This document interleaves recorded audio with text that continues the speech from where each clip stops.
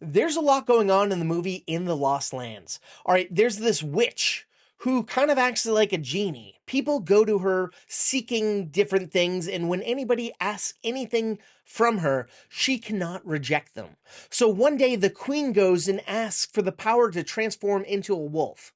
And she says she'll be able to do that, but she needs a few days because she has to go to this far off lost land where there's a known werewolf. She needs to kill the werewolf and take his powers to bestow upon the queen.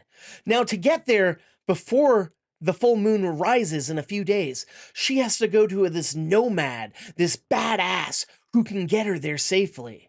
Now, the two set off on this epic quest, but they're being hunted down by these religious assassins because the witch is wanted by the church and state because everything she does goes against their ways.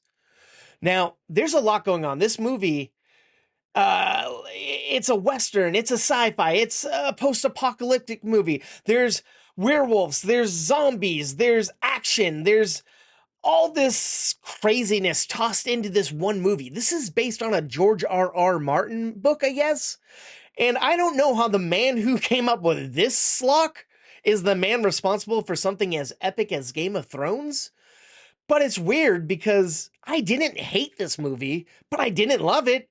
I was always slightly intrigued by something. It reminded me a little bit of like Sin City in a way because it had this really heavy CG look where everything CG in the background in the set, but it still had this stylized glossy action that was happening, and the action was in your face intense. Milla Jovovich was great as the witch, and Dave Bautista as our like badass outlaw, fantastic. And it's just an odd little film. I didn't regret seeing it, but I'll probably never watch it again. But if any of this sounds slightly intriguing to you, I highly suggest checking out In the Lost Lands.